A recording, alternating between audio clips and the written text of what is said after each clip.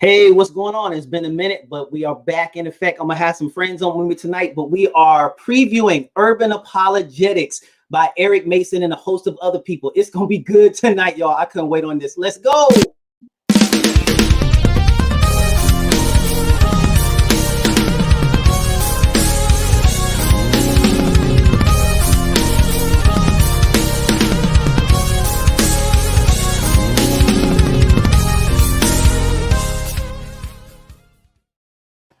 What is up, family? Hey, it's your host, it's your boy, Kevin Benton, Chaplain Kevin Benton, about to be Captain Kevin Benton. Hey, man, it is a great day. I'm so happy to be here on today. What is going on? Shotty Mills is in the building already, jumping in on the YouTube crowd. Look, we're live tonight on a couple of different channels. I'm on my YouTube channel. I'm on Facebook. I'm on my Greater Works page. We are going to have a good time tonight. So if you have not been, if you're not aware, what we're doing is me and a group of our friends, my Christian community online, great group of people. We are going to be doing a book club on the book Urban Apologetics, Restoring Black Dignity with the Gospel by Dr. Eric Mason and a host of other people who are also co-writers in the book. He is the master or editor or general editor. The book says it is a phenomenal book. I have been involved in the process as much as possible from the very beginning. The moment that I found out that the book was available and going to be written, I pre-ordered it and I have gotten in a couple of chapters already, and it is just incredibly phenomenal. I just absolutely love it. I want to commend and say thank you to Dr. Eric Mason for spearheading this project, for all of the people who are a part of it that made this book possible, for all of the education and everything that went into it. I just think it is phenomenal. So I am really happy. I couldn't wait to get home to get to the door when the book came in that day and everything. I think it was last week.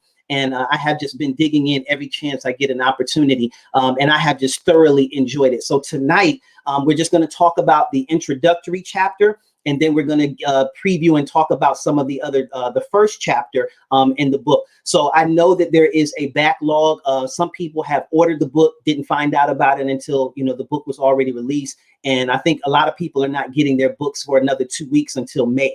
And so a lot of people that really wanted to talk about the book is like, yo, I want to get on with you, but I haven't had an opportunity to read the book. So I completely get it.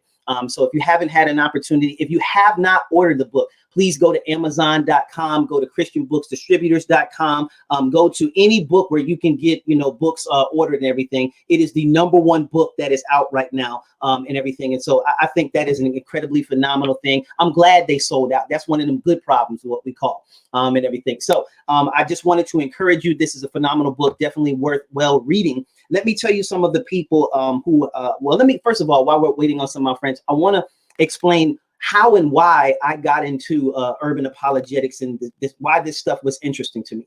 So I started hearing about the conscious community, urban apologetics, and different things like that. The first person in the community I think I was familiar with was Brother Damon Richardson. Me and him, I saw a live broadcast, I'm going to embarrass him for a moment, that he did on Sister Juanita Bynum and everything. And he just went in. He just went in on one. And I was like, okay, this is somebody I need to connect with. And so I just befriended him, hit him up in his inbox, and we have been great friends ever since then. He's very approachable. And then I started hearing about Woke Church by Eric Mason. I started hearing about people like Dr. Vince Bantu. I started hearing about more educated people in the faith. But I wasn't really sure because there are some sects of people that believe that, the whole social justice, biblical justice movement is not, a biblical thing. And so I'm one of them people like, I want to hear it for myself. And so I invested in my own self and my own education. And Pastor Blake Wilson out in Houston, Texas, he was spearheading I think it was called Conscious Christianity Conference. And Damon, Dr. Eric Mason, Dr. Jerome Gay, Dr. Sarita Lyons, Dr. Tiffany Gill, Dr. Ernest Grant, all of them were there. I also met my brother Isaac Green, it's at their home church. And so I got a chance to hear all of these people speak. And when I began to hear them talk about what urban apologetics was, what it meant to be woke and different things, I was incredibly interested, but I didn't know what was going on. So getting to hear from them firsthand what woke meant, I was all in. Once I heard it from a biblical perspective and a biblical concept, I was sold immediately. And for me, I did not grow up around. I grew up in a lot of Pentecostal churches, Church of God in Christ, a lot of different things like that. And I did not grow up around a lot of really, really educated people as far as biblical history and as far as church history, as far as African American church history. And so I was not really educated on the process. And I wanted to be. So once I heard them, I was inspired like nothing else, that I've ever seen. And so I dove in. I bought Woke Church at the conference. I bought Manhood Restored, another book by Dr. Eric Mason. I bought Pastor Jerome Gay's book on Ruth. And I just began to immerse myself in their teachings. And when I went through the chaplaincy basic officer course, I was reading Woke Church. And when I tell you, I devoured that book. I mean, it was just so rich, so much truth. It was so impactful. I just absolutely devoured the book. And then I started following Dr. Eric Mason. I started becoming more acquainted with the speakers, with their teachings, and it opened up myself into more people within the community. I met Pastor Isaiah Robertson and other people, and now I have a whole community of people who basically are doing what this book talks about: restoring Black dignity with the gospel. And so I want to give you a little preview of what the book is talking about and why it's so important that you order it and that we become educated, because all of us have heard the myth, the fallacy that Christianity is the white man's religion. And some of us may think that it's true. Some people may not be educated as to why that is a completely erroneous statement that is not backed by any shred of evidence. All of the evidence in the Bible points directly in the opposite direction. But we have not had and then here's the other thing.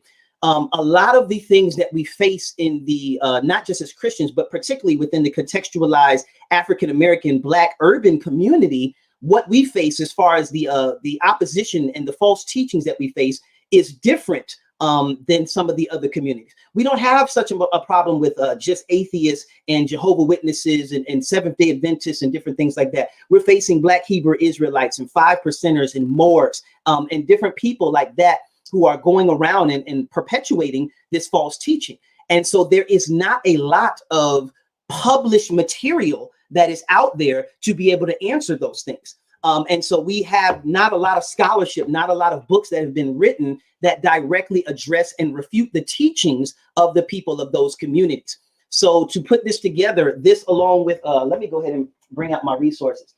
So if you have not had an opportunity, I'm gonna just grab a couple of them. And I'm gonna tell you, I got a whole library full of this stuff. So Dr. Eric Mason's Woke Church, phenomenal book. I mean, I got highlights all through this thing. You see, I'm so proud. He autographed my book and everything. So this is a phenomenal book to pick up. Dr. Eric Mason's Woke Church. And this was the foundational book that I've read. And we definitely have to give props to Brother Christopher Brooks. This brother wrote a phenomenal book. He did a phenomenal work on this book. And while this is Dr. Eric Mason and his team, it's their time. We do need to acknowledge the work that this brother put in to put out this phenomenal piece of work that I have read cover to cover. In fact, not too long ago, I did a series on urban apologetics for my friend, Pastor Craig Brown and his church in Portland. And I put together a series of teaching on this particular teaching. And you can see here, I did a teaching on urban apologetics. And I did a whole complete PowerPoint. This is here on my website, www.greaterworksdiscipleship.com. And so in it, he goes into, it's like 117 slides, and it talks about the Black religious identity cults, the Moors, the 5%ers, the Nation of Islam, the Kemetic Egyptologists, the Black Hebrew Israelites. A lot of the teaching that became a part of this particular PowerPoint and teaching came from Christopher Brooks, from his book. So I did not know that, Brother Phil. I did not know that he was your senior pastor. Please, from my heart, please express to him that he blessed my soul with this book. I mean, really, just reading it in advance of reading Urban Apologetics just really blessed my soul. And then this book here by the Jude 3 Project, Through the Eyes of Color, another phenomenal resource and everything like that. So again, this is just a phenomenal work as well. Also, Dr. Vince Bantu has Gospel Haymanot, A Multitude of All Peoples, Pastor Isaiah Robertson's Black Church Empowered. I have all of those books, so I try to support everything that people are doing out there because everybody is putting in phenomenal work. But to the teaching tonight, So I want to get into, and I'm really glad that we have a great amount of people jumping in. Please take a moment to share this. So many people need to know that this book exists and to be able to know what the contents of it is and how it will bless them. Okay. In part one, he gives the context for urban apologetics. Okay. So chapter 1 is written on restoring Black dignity, and that's by Dr. Eric Mason. That's what we're going to really kind of cover and go through tonight. Chapter 2 is all white everything. I had to hit up Pastor Jerome Gay after I read that chapter and just tell him, like, have you ever read a book that was so good that you just didn't want? I mean, I was reading it at work. I was reading it on my lunch break. I was reading it in the bathroom. Like every chance I got, I was having a hard time paying attention in class because I was just so enamored with the content of that particular chapter. When I tell you he broke that stuff down, like it was incredible how he goes about deconstructing the myth of and showing why it is intentional, the whitewashing of Christianity, why that's intentional. I can't wait, Dr. Jerome Gay, if you ever see this, I can't wait till you drop your book. I am pre-ordering that the day it comes out. Give me 2 weeks and I have a PowerPoint up for that one too. But again, chapter 2, all white everything, phenomenal by Pastor Jerome Gay. I think he's out of either South or North Carolina. What is urban apologetics? Chapter 3 by Dr. Eric Mason. Black Church History and Urban Apologetics by Dr. Tiffany Gill. She serves there at Epiphany Fellowship in Philadelphia with Dr. Eric Mason. Her, Dr. Sarita Lyons, all of them attend Dr. Eric Mason's church, Epiphany Fellowship there. Again, shout out to them. I watch their broadcast every Sunday on my way into chapel and different things like that as well. She was there. Her and man, when you talk about some bad female preachers, oh my God. I mean, just her, Sarita Lyons and Dr. Tiffany Gill, just amazing. If you ever doing a conference and you're looking for a female speaker to bring, they are at the top of the list. Dr. Sarita Lyons and Dr. Tiffany Gill are just phenomenal historians, apologists, theologians. They are the truth. All right. And as that's what she is. That's what her degree and expertise is in church history. All right. So chapter 5, Why the Black Church Must Be Relevant by Zion McGregor. Met him at Pastor Isaiah Robertson's conference that he did. Man, I can't think of the name of the doggone conference off the top of my head now. But I met him at Isaiah Robertson's. Part 2 is in religious and ethnic identity groups. So the Nation of Islam, covered by Dame Zilla, Damon Richardson, soon to be Dr. Damon Richardson. Number 7, Engaging Hebrew Israelites by Dr. Eric Mason. Number 8, Comedicism and the Gospel by Vince Bantu. Chapter 9, Black Women and the Appeal of Black Conscious Community and Feminism by Dr. Sarita Lyons. Chapter 10, Intentionally Engaging Black Men by Dr. Eric Mason. Chapter 11, Black Atheism by Adam Coleman. Shout out to True ID Podcast, another and True ID YouTube channel, another brother doing tremendous work in the urban apologetics community. Shout out to you, Adam Coleman. And then the last division of the book is Tools for Urban Apologetics. And this is cool right here. So on philosophy and worldviews, Brandon Washington, who I'm still getting familiar with, got an opportunity to see him on the live broadcast that all of the authors did together. Was really impressed and impacted by his ministry. Outreach as Apologetics by Doug Logan, another gentleman I'm getting to know. Knowing Your Bible by Pastor Blake Wilson. Love his ministry. Absolutely had a phenomenal time listening to him at his church at the Conscious Christianity conference I was telling you about. Apologetics as Spiritual Warfare, chapter 15 by Dr. Eric Mason. So I can't wait to get through the whole book and everything. So again, for those of you just jumping on, this is what we're talking about tonight, Urban Apologetics by Dr. Eric Mason. So in the beginning of the book, he begins giving an introduction about how when he was on the campus of Bowie State. I'm really familiar with. My dad did 6 years in the military, and we were stationed at Fort Meade. I actually graduated from Fort Meade High School, and Bowie State is less than 45 minutes from that area. So really familiar with that area. He talked about how hip hop culture at that time, this when 5%ers and Pan-Africanism and the Nation of Islam were really, really huge at that particular time. And how I'm going to bring you on in just a second, bro. Go ahead and get comfortable. And how all of this was going on, and books like he says, Stolen Legacy, Destruction of Black Civilization, The World's 16 Crucified Saviors, African Holistic Health, Message to the Black Man in America, Black Men, Obsolete, Single, and Dangerous. All of these books were being dropped. And I remember when Hidden Colors dropped. And at that time, I didn't know nothing about this stuff. And so you hear all of this stuff going on. And I remember watching that documentary, but not having the answers and wondering whether all of this stuff was true and just not having the answers. And now here's a resource where we have those answers. We have an apologetic, a rebuttal to those particular erroneous teachings and different things like that that are out there in the world. And so, yeah, Pastor Eugene Bell talks about how 5% is still a big thing here in New York. In the PowerPoint that I did, I talked about how, and let me bring in my boy MJ Jackson, man. What's going on, bro? Grace and peace, man. What's happening? I'm glad to have you in here, man. A great brother, friend of mine. I remember, man, when Erykah Badu, Common, all of them cats was doing teachings and different things like that, you know, and hiding 5% doctrine in the lyrics of their songs. And we sit here just singing the songs and did not know that they wasn't just singing creative lyrics. They was dropping doctrine. They was dropping, you know, theology on us and really deep and immersed in that stuff. But we did not know what they were talking about because we were not familiar with their teaching. And so having the information now from qualified teachers who can tell us, like, hey, when you hear this stuff, you need to really be aware of what they're talking about and what they're teaching. Because if you're not, you can be definitely led astray and thinking that you're just doing something that's, you know, neo soul, you're just doing something uplifting and positive, when in all reality, it goes contrary to the gospel of Jesus Christ. So, man, share with us your experience, man. So introduce yourself to the people who may not know, and just tell us a little bit about yourself, bro.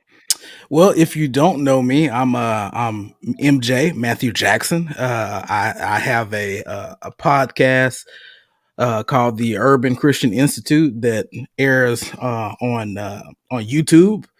I'm an urban apologist. I get around just a little bit from originally from Fort Worth, Texas, but I'm here supporting my wife in Hot Springs, Arkansas. So I relocated here last year. The soon-to-be captain would know all about relocating and moving around. So, you know, yes, sir. It's a little different for me, but I'm here. But no, I mean, like I said, I got into urban apologetics, man. I was originally just listening to Dr. James White, learning how to refute a Roman Catholic, and then somebody on the door line when I was at General Motors working building trucks came over to me, dropping conscious community type jargon about Thanksgiving and Christ comes from KRST, from Kemet, and the Bible was plagiarized, and I'm it's like, the copy whoa. of Horus, and the letter J wasn't invented to the 16th century. So how could Jesus have existed? All of that stuff, man. Now I'm gonna keep it real with you. In Texas, maybe apologetics, urban apologetics is doing this thing a little bit better. Mm-hmm. When you head toward Dallas. I'm not shooting down on people on black churches from Fort Worth, but Dallas is way more progressive than we are. So they were kind of already on top. And if you know Dr. Eric Mason, you would also know that he has been mentored and groomed by different great black minds, Tony but Evans, also Dr. Sure. Tony Evans, yep. whose church is in Oak Cliff Bible Fellowship. Yeah.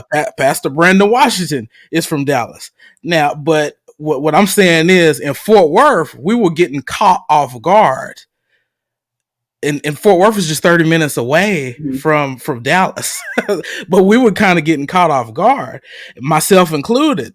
Because I knew I loved Jesus. I knew I had an experience of the Holy Spirit, and I knew that the Bible was true and that God was real. But what do I say? What do I say? I want to evangelize. Yeah. But do I just rely on my own experience? Yeah. What do you say to somebody who says the Bible is plagiarized? Didn't really have that much knowledge of textual criticism and things like that. But a friend of mine who also worked at the plant, guess what? He was from Detroit. He told me about Dr. Eric Mason. And so that's how I found out about Dr. Eric Mason. Started reading up on some of his work, heard about the frequency comfort, and it was just a breath of fresh air and a relief that God had somebody out here doing their thing. And after I found out about Dr. Eric Mason, the same person that told me about Dr. Eric Mason told me about Adam Coleman. Yeah. Uh, and same person told me about Adam Coleman, told me about Jude 3. So the floodgates had just blew open, and it was just such a relief to know that that God had people out here grinding, even if even if they were not getting the notoriety of the mainstream church and American mainstream apologetics. Yeah. But I thank God for urban apologetics, and I thank God for placing this burden on Dr. Eric Mason to get the job done. So salute. Absolutely. So we want to welcome in my friend Michelle. How you doing, sis? I'm doing pretty good. How are you guys doing tonight? Good. It's good. Hey. Glad to have you. And I just want to say thank you. Michelle is just, some people, MJ, they just say, her and Shani, they just, you can tell that the love of God and the fruit of the Spirit is just in their life and everything. And Michelle, you're just awesome with all the things that I do as a chaplain whenever. So I had a really rough day earlier this week. I had got some bad news about a soldier and everything that I was really close with. And it just rocked me to my core. And so I reached out to Michelle and BK and a couple of other people in a group chat and just said, hey, I need prayer. I need somebody to pray me through this. And not only did they pray with me, pray for me and everything like that, they checked up on me afterwards. And you're like, that's big, so it's nothing like knowing that people that love you will check up on you. They will also check you when you're wrong, So I just want to say thank you for being you. And just, I'm really grateful that, our paths have crossed and everything. So tell us a little bit about yourself, for the audience and, how you got involved in the urban apologetics and everything. You almost made me cry thug tears, but thugs don't cry. So I'm good. Thug tears. No, seriously though. Actually, I do a lot of evangelism on the streets. So a lot of stuff I heard out in the streets before. I heard urban like what I knew apologetics or urban apologetics was. Then my parents bought me a Christian apologetics book. So I learned how to defend more philosophical arguments. But then I was looking for stuff like, I know this can't be where the buck stops, because this ain't what they're asking when I go to the hood to evangelize. Right. So like I just started researching a lot of stuff on my own, because I didn't join Facebook until like late in the game. And then when I got on Facebook, I had Vocab lives in the same city and state he's from the same city and state as I am. So we do a lot of street stuff. So right. I already kind of knew about some of the stuff. And then you debate one Hebrew Israelite online, all of a sudden you're an urban apologist. And I was like, how am I an urban apologist? I didn't agree to any of this. I never said like you talked to one Hebrew Israelite and all of a sudden you're an urban apologist. How does this work? How does this work? I didn't agree to that. I'm not even an apologist. Let me not hold you. Let's learn an urban one. I grew up in the suburbs my whole life. How am I urban anything? I digress. But then after like I started talking to actually I met BK through a Vocab's group through very interesting situations, and I actually became cool with BK and Colin and Dana, who's one of the bodega ladies we met like in Sunday seminary. And so like I guess that's how I found out about like mostly everybody else, is because I became cool with BK. And actually I was listening to G-Man, who I know a lot of people don't really care for him now. Back in the days, G-Man wasn't as crazy. And so I was listening to him, and he was like go listen to Faithful to God. So that's kind of how like I started really learning about other people. So then I started listening to Faithful to God. No, I'm not apologetics at all. But just I listened to Faithful, and then him actually became like friends in real life. And then I kind of got to know like other people as well. So that's kind of how like my journey was. Like I met BK and I met Faithful. So then everybody else kind of came along with that. But one Hebrew Israelite online, all of a sudden, I'm telling y'all now, if y'all want to be deemed an urban apologist, don't debate Hebrew Israelites, because that's how they get you. Because I did not sign up to be urban nothing. Let me throw that out there. What Hebrew Israelites all it took? Just one. Just one. Well, that's why I tell you, Hebrew Israelism will change your life. It wasn't a lie. It just wasn't for the bad like they would want it to. Well, thank you for that, man. I really appreciate it. Well, I'm glad. Everything that you're doing a phenomenal work, and I consider you one of the leaders, in our group and everything. Seriously. So I mean, a lot of people just lead through example. So I just praise God for you. So let's get into the book. Have y'all how far have y'all got the book yet? Or okay, good stuff. All right. All right, awesome. So in chapter 1, I kind of already covered the introduction. Really, he just kind of gives a preview to all of the chapters and everything. But he starts off with chapter 1 talking about the importance of a different world. And everybody should be familiar, I know we are, but familiar with a different world and the importance that played within the Black community, to see a historically Black college, university, HBCU there, and showing positive examples of Black people, of African Americans, of showing the history of our, of our people and everything that was going on at that particular time.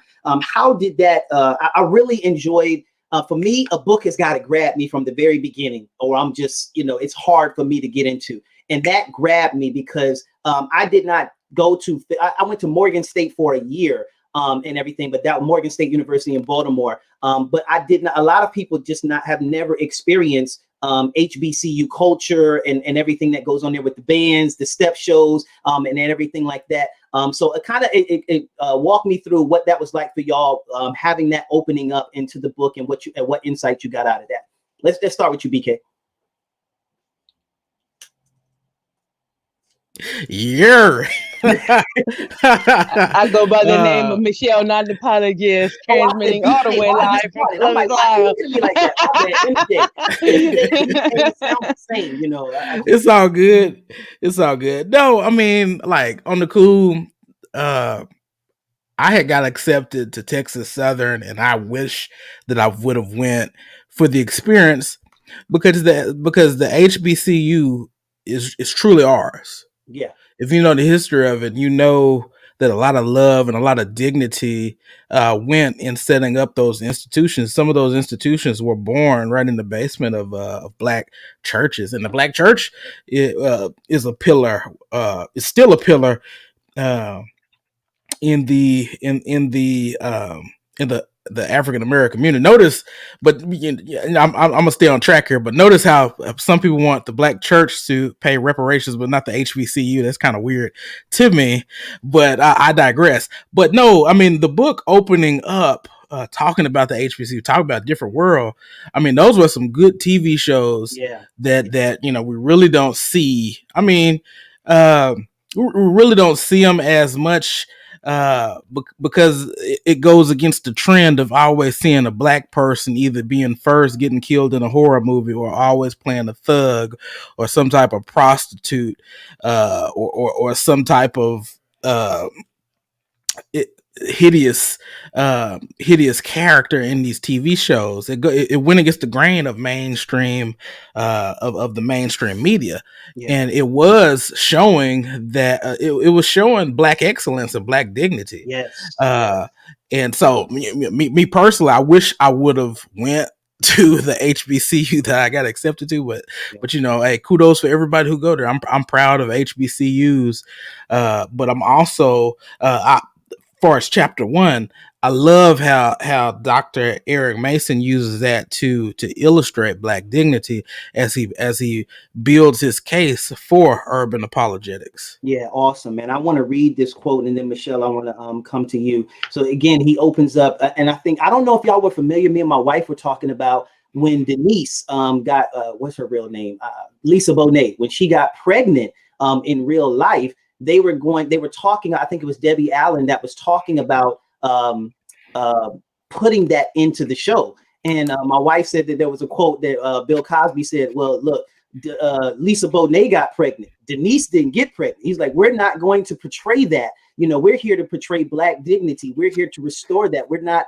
going to put that on the screen and make that a part of life. So I really, I didn't know if you all were familiar with that. But one of the things, and I mean, I got like highlights all through the, I'm a highlighting machine. But he ends this first section when he was talking about that. And he says, our dignity has lingered in a state of confusion for generations in this country as we faced constant harassment, false theologies, white supremacy, syncretistic evangelicalism, and civic suppression. Our dignity has been molested from every side. Misuse of the Bible and civic commendation, the curse of Ham, the 13th Amendment, the KKK, the criminalization of Black boys, underfunded education, redlined housing, unjust gentrification, horrendous food, drugs, and guns, and the list goes on. From the time of slavery to today, our country has created a perfect storm to annihilate Black people. The traumatic effects of white supremacy and traumatization of Blacks generationally has made it difficult for Blacks to assimilate into white culture and have led many to develop coping mechanisms to make sense of the mad experience called the United States of America. Talk about bars, like, Michelle, what did you think of that? Oh, yeah. What did you think of that in this first particular portion? So I actually was going to go to HBCU. I was going to go to Clark Atlanta. I went to Atlanta to do the college tour. And I was like, if I go to this school, I'm going to lose my everlasting mind. It's not good for me to do this. Let my parents keep shepherding me. So I went to a PWI because I knew after that weekend, I was like, I ain't going to be no good down here. I'm going to be a fool. Ain't nobody to watch me either. Oh, I was going to go downhill. So tell us what PWI is for people that may not be familiar with that. Predominantly white institution. So I went to the Ohio State University because I knew that was my best bet. But I'm glad that no, I'm not a Ohio State fan. They just gave me a free education. But I am glad I went there because MJ trying to catch this word. I'm glad I went there because I met like a lot of wonderful people. We did evangelism like almost every weekend on campus. I don't think I would have had that same experience at a HBCU, even though I know I would have had an amazing experience at a HBCU. But I knew my experience would have been amazing, but probably not in a good way.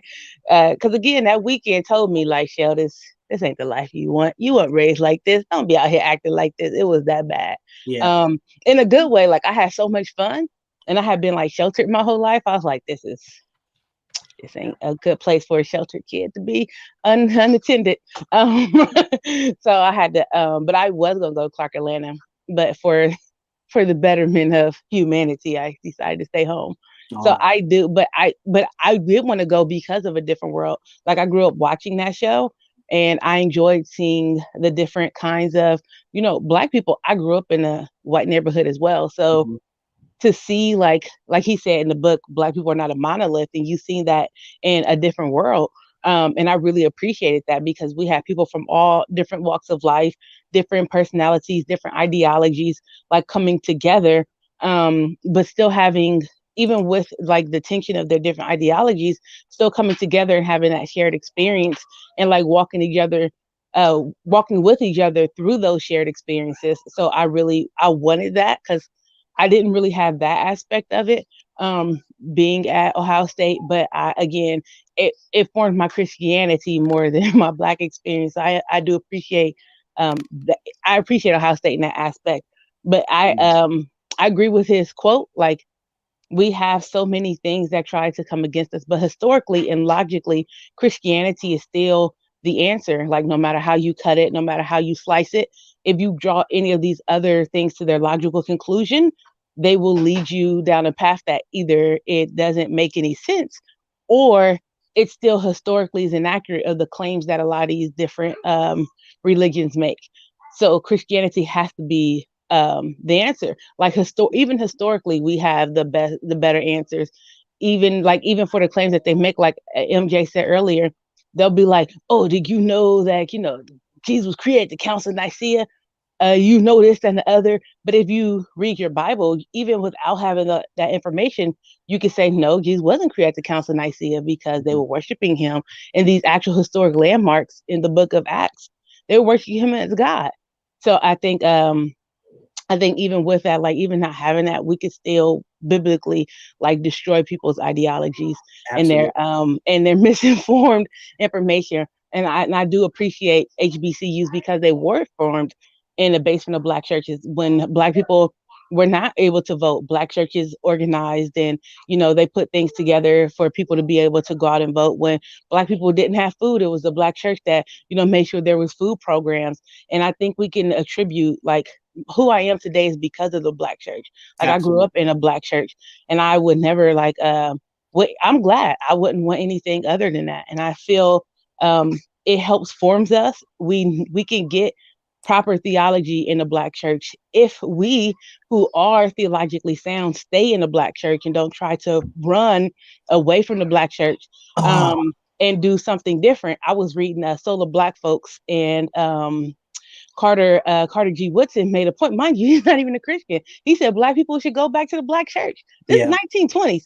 And he was like, Black people who get educated should not leave the Black church. They should go back to the Black church. And because the Black church is where we will really have our roots. And if we take what we learned after we've gone and got educated, we strengthen not just the Black community, but when we strengthen the Black church, we strengthen the Black community, because even he recognized the Black church was a formidable foe when it came to what Black people was going through.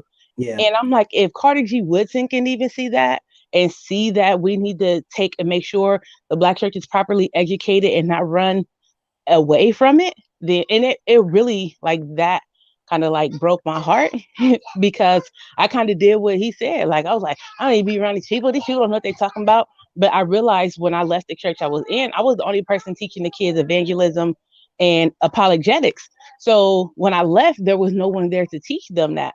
So yeah, now they knew more than most of their parents. But now it's like nobody's there to teach them that.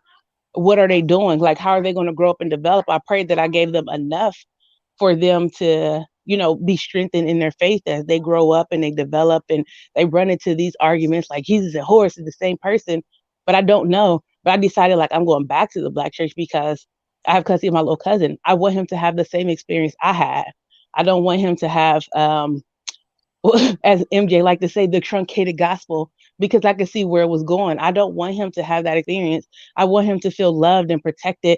I want him to see people who look like him, who love God, who are theologically sound, who yeah, understands.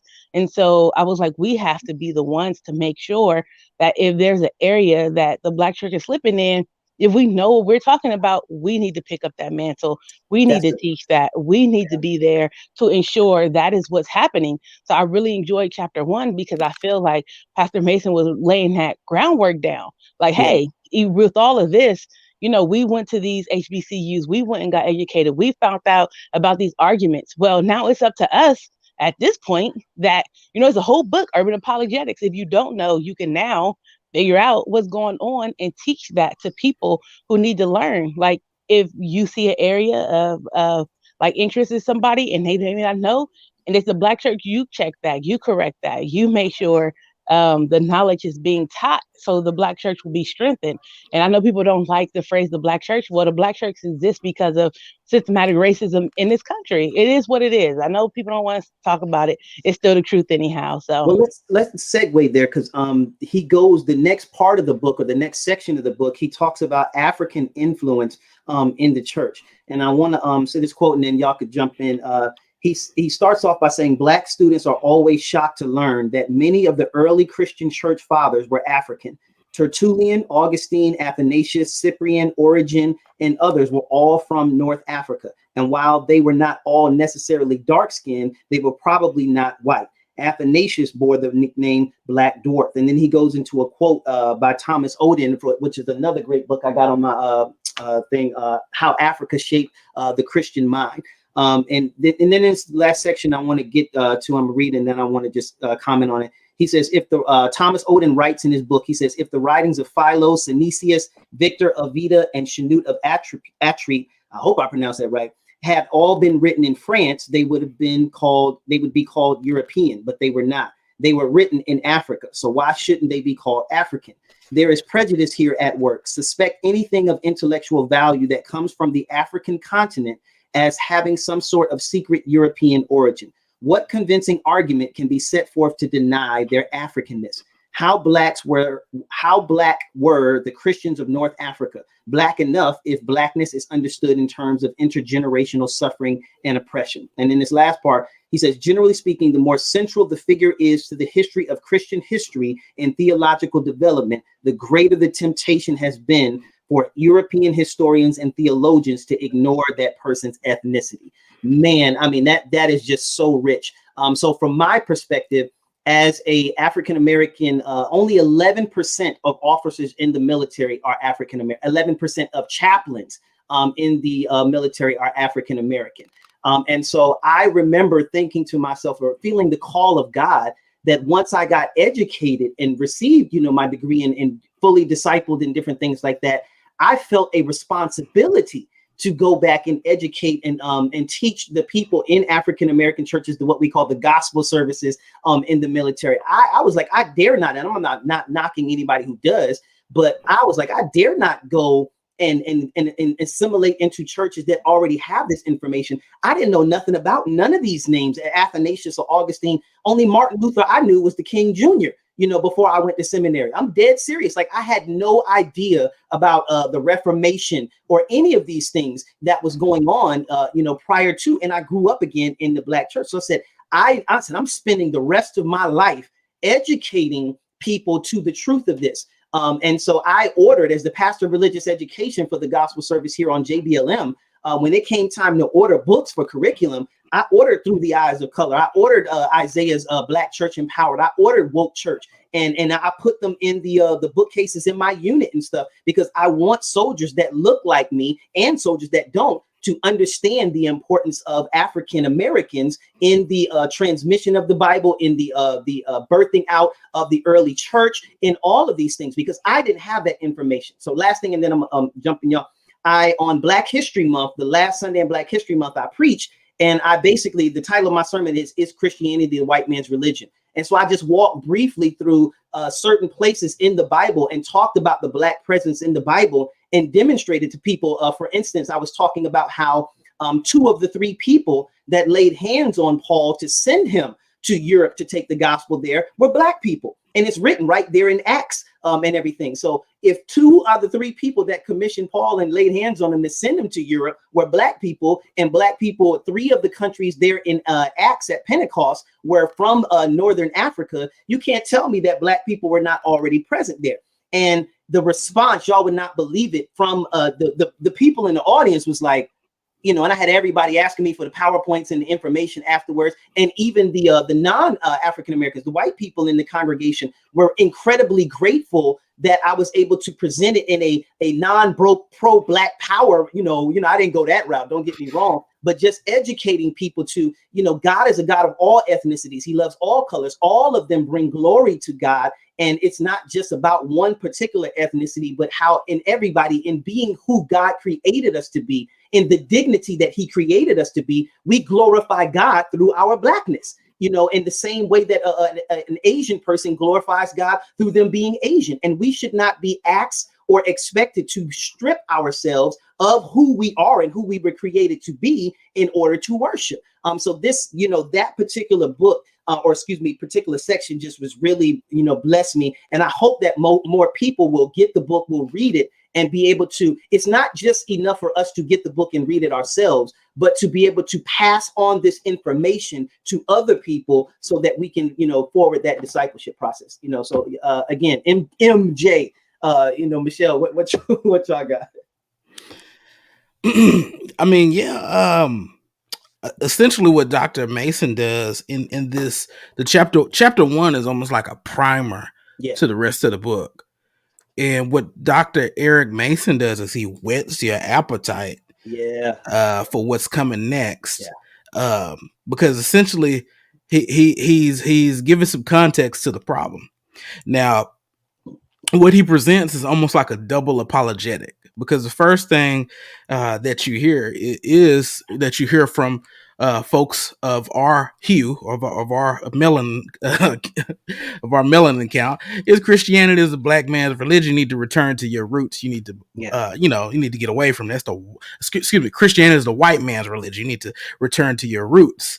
But like I said, I like the fact that one of my favorite scholars, he said that to be an ethnic religion, a religion must have 2 characteristics. First, it must arise out of the historical experience of a people and take on itself their cultural identity. Second, its assumptions must be the basic commitment of vast majority of people. It must be woven into the fabric of the culture to that extent that it seeps into the minds of people without needing it. Now, I like that first one. Okay, so if it can be demonstrated that a certain religion arises out of the historical experiences of a certain group of people, then you can actually say that maybe Christianity is a white man's religion. Well, on this first point, Dr. Eric Mason is already laying out that many of the early Christian church fathers were African. Yeah. Tertullian, Yeah. Augustine, Athanasius, Cyprian, Origen. So we seeing right then and there that these African Christians were playing a role. They're playing a major role in the development of doctrine. The very word Trinity, is from Tertullian, and to even understand how the Trinity works. Okay, so we're talking about one God, three persons. You for now, the either or mindset is going to lose its mind. So, and I'm not picking on people of Western descent. I'm not picking on that. But God used a culture, the culture of the people in the Bible, and also the culture of the people in Africa, to build on that, for the doctrine to be expressed. Let's just say God used a certain culture that could express that truth. So right then and there, it doesn't, the religion doesn't even arise out of the intellectual fabric of Western civilization. It doesn't. But the second part of his apologetic is essentially to say to the person that is making the accusation that Christianity is white religion, well, let's look at the history of why you would think that. So Dr. Eric Mason quotes Thomas Oden and how these white theologians assume that the very things that they hold dear and it came from white people. So if it sounds intellectual and if it made a major contribution like Augustine, some of his philosophical writings, some of his writings on government, some of his writings concerning just war theory and the city of God and things like that. Oh, he writing so much he had to be white. Well, no. Athanasius, the way he argued against Pelagius, he had to be right. Well, Pelagius was a guy from Britain.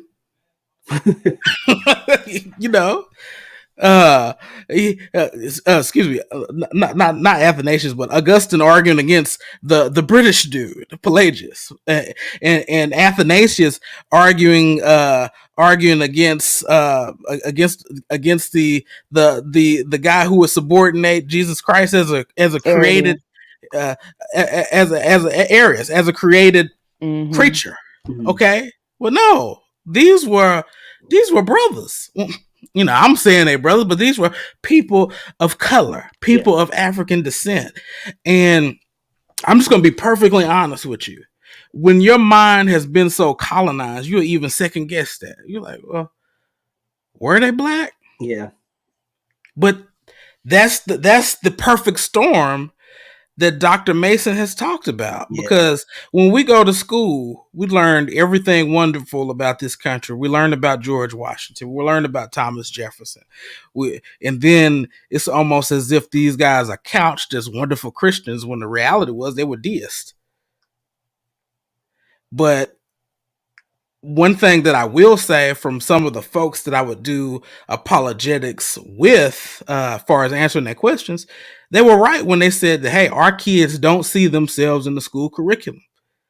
And half of that is because everything is whitewashed. Yeah. And so if they don't see themselves in the school curriculum, God knows what they see when they read the Bible. And that's because even some of the commentaries that you get, they got white characters on the commentary. Yeah. And Pastor Jerome Gay does an incredible job. I know we don't want to jump ahead to chapter 2. Yeah. But the way he walks through demonstrating that, hey, this isn't just something we believe, but here's the evidence that this has been whitewashed. His chapter was incredible, and I can't wait till he drops his book, man. That just is going to add fire to it. Michelle, go ahead and jump in and talk to us more about that. I just want to say that we get a lot of our hermeneutics from Origin, and I don't think a lot of people know that, and they don't give him the credit for that. Granted, Yeah. some of his stuff is but but we do get a lot of our hermeneutical principles from him, and we need to be reminded of that. Adam Coleman actually caught in Reggie was live on Sinetter's channel, I trying saw to. that. I saw that. Yeah. Yeah, he had got beat up real bad by Pastor Bennett. And so it was so bad, he came back to try to give his argument again. Like, you already lost, fam. Just let it go. And Adam Coleman called, and he was like, "So you skipped all these generations of black black theologians to go to Jerome." He was like, "You forgot about Athanasius, you forgot about, or you forgot about all these people who had a lot to do with, the canon being formed. You went straight to Jerome, and Reggie had nothing." And then Adam Coleman was like, even in the Mali Empire, they had Christians, because he talks about, they had to pay the jizya because they were a Muslim nation. The Christians had to pay the jizya tax. And he was like, "What's your source?" Adam Cole's like, "Oh, let me get it, y'all. So we ain't got time for sources." We out of time. We out of time. Yeah, but he stayed on another hour. I digress. Hey, Michelle, you don't pay the jizya if you're a Muslim. If you're a Muslim, exactly. They were Christians. And he made it he does say that the Christians lived there. It wasn't Jews, it was actual Christians living in his empire at the time who was paying the jizya. So that shows that Christians were in Africa even long before then. I mean, if we look at, King Ixana and his empire, we know that, we know that he was there was black Christians. Like, his whole empire was Ethiopia. Damn, come on. That ain't black. One of the other things, and I talked about that in the Urban Apologetics PowerPoint that I did, is that the world's first seminary was in North Africa, in Alexandria. In Alexandria. Say again? I said, yep, in Alexandria. Yeah, the world's first seminary right there in North Africa, in Alexandria, which is where a lot of these people that we talked about earlier came and were products of that seminary, or people, or were disciples of people that came from that seminary. So I remember, even though I was already saved and already a follower of Christ, learning these things, and that there were people, I think, as MJ said, that looked like me, that were a part of God's plan, and that we played a part in that. I believe that scriptures are absolutely intentional in putting that in there, that it's not just an afterthought, but I believe that God was absolutely intentional in the inclusion of those particular facts, to let that out there. And it just, even for the soldiers that I talk to that come across Hebrew Israelites, or they hear this other teaching, when they can get the answers that, can provide apologetic rebuttals to those things, not just answer that, hey, this other stuff isn't true, but let me tell you about people who look like you and how they were intentionally, and not just a part of God's plan, but included and helped in forward the Christianity and everything. It restores their dignity, and I love watching that come alive in people and everything, and just what it does for their confidence and everything like that. This is why I love doing this, and it's just it's amazing for me. Anybody else? Even in the Bible, like Apollos is from Alexandria. Like, I mean, even when we look at where people are from in the Bible, I know they like to separate Egypt from Africa, but Egypt is still Africa. But Apollos is from Alexandria. We have the Ethiopian eunuch, which, I mean, we could say that it wasn't necessarily in Ethiopia, because at the time, the meaning of it just means like a person who is darker. So that still goes to show, he was of a darker hue. We have Simon, who they call Niger. It's not them calling him the N-word, but it's talking about his skin color. He was a Christian. So we have black people literally inside the Bible. We don't even have to look that far. We really don't. But we sometimes, because it's a white man's religion. Well, how's a white man's religion when we have these people in leadership roles? Onesimus wind up becoming a bishop in the church. So it's like, come on, y'all. Let's be honest with what the scripture is actually saying. And Paul said, "Hey, I'm gonna write a whole letter in defense of you, for you, and walk with you and be there for you." I think we take a lot of missteps, even with inside the Bible, to show that God has not just given dignity to one race; He has given dignity to all races. Because in Acts, it goes across the whole border of everybody. So it shows that everybody was supposed to have this dignity. So that's one thing that I do appreciate about the Bible. Yeah, absolutely. MJ, you got anything you want to add before I go on? I want to read a portion from this next section. No, I'm just enjoying it at the same time, Got you. So in the section Black Dignity Throughout American History on page 7, There's a portion in there where he starts talking and saying, as a point of embarrassment, many saw the Black church as a counterfeit spirituality. They viewed it as counterfeit because they believed it was forced on Black people. And today we are still trying to make sense of our identity. Several of those who wrongly didn't view Christianity as an indigenous African spirituality began exploring other options, and this led to the rise of Black mystery religions, ideologies, and cults. You will learn that all of these movements share two major and seemingly attractive views. They believe that Christianity is the religion of the oppressors, and they teach and promote the idea that Blacks need dignity formation without the interference of white people. And so he just goes on talking about that. And I just really stuck out. I think the first time I heard, it wasn't his quote, but Damon was talking about Black religious identity cults. And I love, and I heard him preach one time, Michelle, and he was talking about the scene in Malcolm X, where Malcolm is standing outside on the streets as Black people are leaving out of their churches on Sunday morning. And he's telling them, all this stuff, going in there and praying to white Jesus and all this other good stuff. And the people are just walking by. And while they may not believe him, or some people may be curious, they didn't have answers.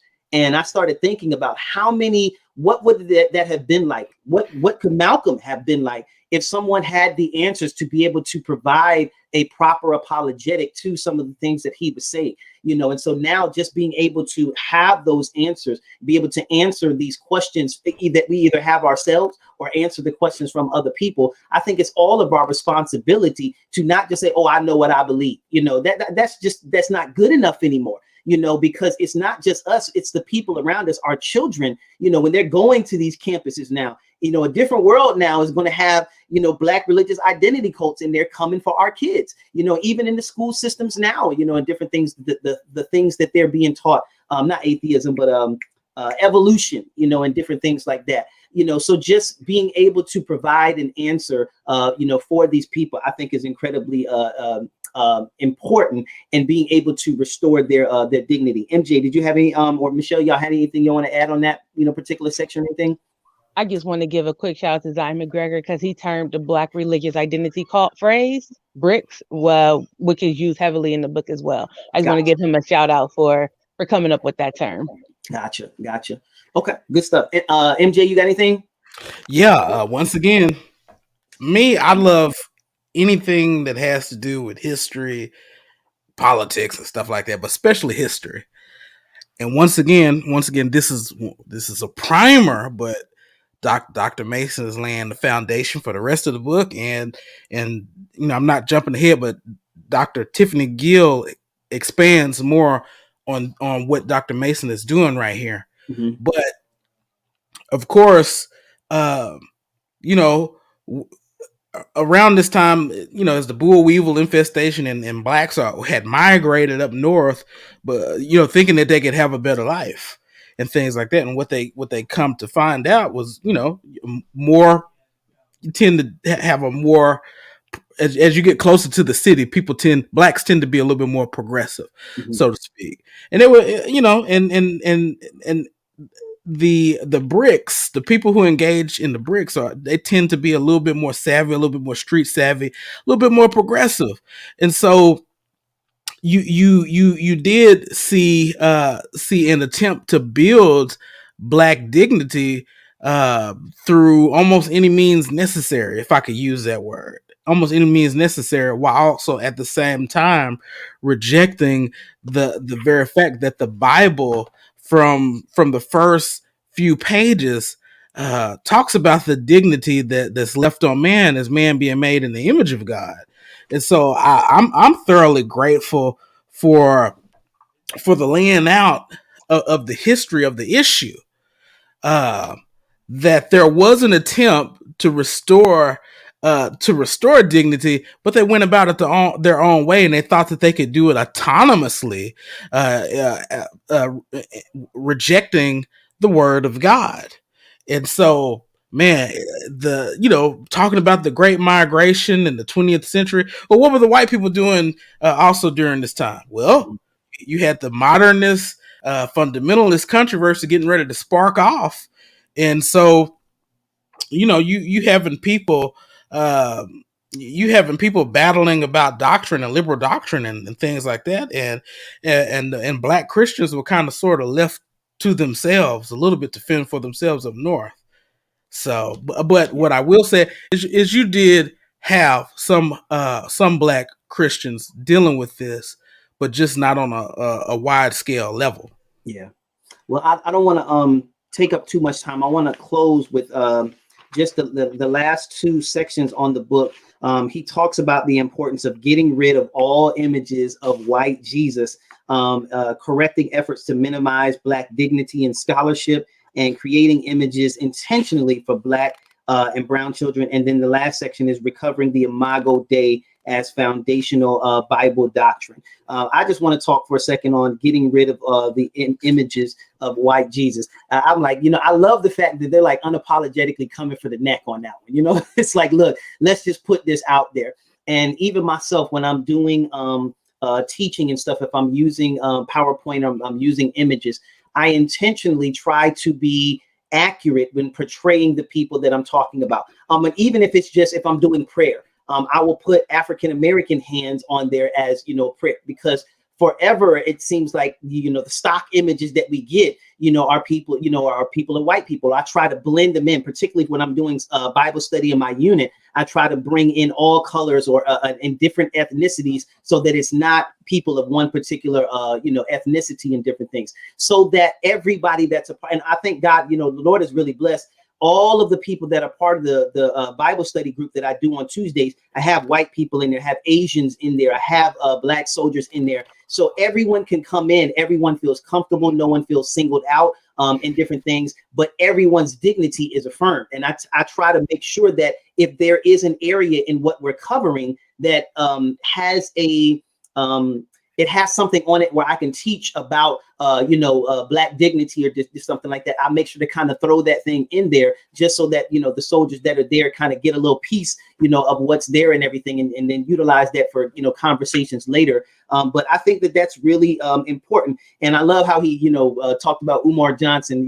It's people like him that the reason we need this book. You listen to somebody like him and they sound so smart, in everything that they're saying. And if you're not able to really pick apart what they're saying, and if you don't know the truth, they will seem so persuasive, and they can lead you astray because they sound so educated, but you're not really getting the full story on that. So I'm really excited about just where the book has gone so far in chapter 1. I'm excited to do these book reviews to get people interested in it and to get them to immerse themselves in the material here so that we can all grow and learn together. Y'all talk to me about the last couple portions on that and what impacted you in those. I really enjoyed this story from Good Times. Like you said, he really keeps you immersed in reading this book. So the story from Good Times was hilarious. And I wouldn't actually watch that episode because I hadn't seen it in so long. And I wouldn't watch that episode. And I was like, this is why it's important for us to understand apocalyptic literature and what it means, because it's not saying Jesus was a Black man. Granted, he's not a white man, but it's not saying he was a Black man either. And I just take issue with having pictures of Jesus at all. But that's my own personal thing. I'm not big into iconoclasty, so I'm not a fan of having images of Jesus, period. It doesn't matter what color he is. I just feel reverence for him. It shouldn't be done because we don't know what he looks like. And we just have so many different wrong images, regardless of which one we choose. So to err on the side of caution, just don't have none. But I did rewatch that episode. And it is easy for people to take it out of context in Revelation of what it describes him as. But then you have to be honest. It says his eyes were flames of fire and his hair was white like snow. Like, come on, y'all. A 33-year-old man walking around with white hair. And it's like he was able to escape places. You think he'd have been able to escape with flames and his voice like water? Sword coming out of his mouth. That's what I'm saying. Like, his hair was white. You think he really would have been able to escape all the times he was escaping? They would have seen him from behind, like, get that dude right there with the white hair and the eyes of flame. Come on. I'm like, just common sense sometimes will get you far.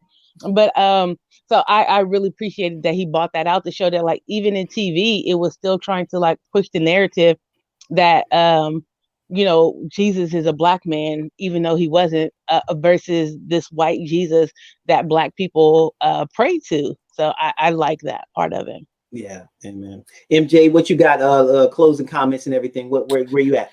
Yeah, like I said, the first chapter really, it also, shows the wonderful writing skills that Dr. Yeah, Mason has, yeah, such as using all these stories and analogies that we hold dear. It shows how in touch he is with his audience, and I believe that even an unbeliever looking at this book will, it's just like you said earlier, if the first few sentences don't grab you, there's something wrong. But I think that from cover to cover, and at least from the beginning of this chapter to the end of this chapter, even a person that is questioning Christianity or has been of the opinion that Christianity is the white man's religion, I think that they will see that they have need to at least go on to the next chapter. yeah. And I think that Dr. Mason and company did just that. By the grace of God, they did just that, and they did a wonderful job with this book. So I'm excited to probably uh, uh, keep going deeper, and I'll probably read it 3 or 4 more times. Who knows? But this is a textbook, but it's also a literary masterpiece as well. Yeah, from my understanding, this is something that we're going to do every week. Is that what the plan is, Michelle? Mm-hmm. Yep, to do it every week so we can go through it. Absolutely. It may not always be on the same channel, but those of you that are connected to us in the community and everything, what we're trying to do is make sure that we share it on several different channels to be able to maximize the what's the word I'm looking for? Audience. Say again. Maximize the audience. Yes, maximize the audience and everything. So we want everybody to to be a part of this and everything. So I want to close just with this last line, 1 or 2 sentences that he closed, and it really kind of talks about what Michelle was talking about in the beginning.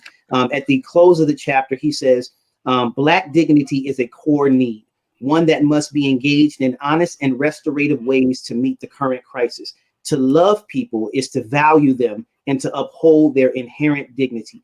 Who can do that better than the Lord Jesus Christ? As y'all were talking, and just the way that, the masterful writing is just, but the way that it's all synchronized too.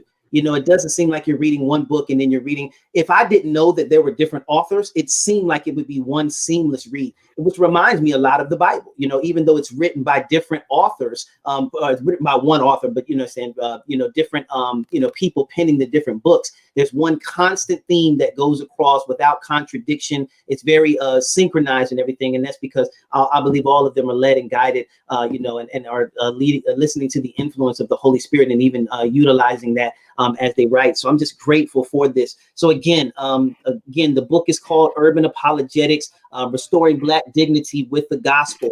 So please hit, I know it's on backlog right now, but order it, christianbook.com, amazon.com. Wherever you go to get your books, it's a phenomenal read. If you're interested in joining us on the, in these panels, check us out every week. We're going to be doing this and just going through the different chapters. Share it when you get it. Take a picture and share it so that Dr. Mason and the crew and everybody knows that we're supporting them. We want to just continue to support the people in our community, and I just thank God for them. Anybody got any closing comments before we get ready to get out of here? I just want to give a shout out to Chaplain Kevin on his promotion. Congratulations, man. Thank you so much. We're very proud of you. Amen. We appreciate you. MJ, anything? Congrats, Captain. Soon to be Captain once again, and Captain America. Captain Wakanda. First, why Captain America could never get promoted? He got to stay a captain, because if he get promoted, I guess that had just messed up his name. He can't be Major America, or whatever. And I don't know if y'all been watching the what is it, the Winter Soldier, Falcon and Winter Soldier. Yo, that was a good episode today, man. Hold on for a second. Look, if you haven't watched it, cover your ears, because I'm about to say something. Oh, don't give it away. No, I got to say this. I got to say it. Them white people mad at them sisters. These white people mad at them sisters. I'm just gonna say that, y'all. Y'all know what I'm talking about. Look, all I'm saying is that they have jurisdiction wherever they at. Look, Okay. The Wakanda. Okay, Yeah, they got jurisdiction wherever they. That's like the bodega ladies. Love you, not hold you. We got jurisdiction wherever we at, fam. I look, need y'all to know this. the Dora Milaje is not to be trifled with. Yeah, man. Yeah. When she threw that spirit and went right into the holder of the I'm like, yo, I mean, that was it for me. I'm loving it. So, but all I thank can think y'all. of was I'm your captain now. Like, She's son that dude. Yeah. Thank y'all for jumping in with me and everything. I was glad I didn't have to be I was ready to go though, even if I had to go by myself. Oh yeah, you was holding it down, absolutely. Because I was gonna do it on my own, and so when I think it was Michelle or Alfredo put it in the group, I was like, well, good. I could just jump on with everybody else, but I was gonna go chapter by chapter myself, and everything like that. But it was just so good. And everything, and I can't wait to get through and finish out the rest of the book and everything. So again, we'll be back, fam, next week, same time, Friday, every Friday at 8 p.m. Eastern Standard Time. So stay tuned. Again, continue to get the book and tune in until you can, if it's on back order for you, and let's support, the people that are part of this movement. For the people that we have talked about in the book, if you don't know these people, if you're not familiar with a lot of the terms that that were utilized, keep people around you that are smarter than you. So every person whose name on there, I went through my friends list and made sure I was connected to them. I want to be connected to people that are smarter than me, so that we're not in competition. I say this all the time. We're not in competition. We're in collaboration. We're all working towards the same goal, and that is glorifying the name of Jesus Christ and edifying his kingdom. So thank you all for joining us again on tonight. We look forward to this, doing it again next week. And until then, we'll see y'all later. God bless, and y'all have a wonderful evening.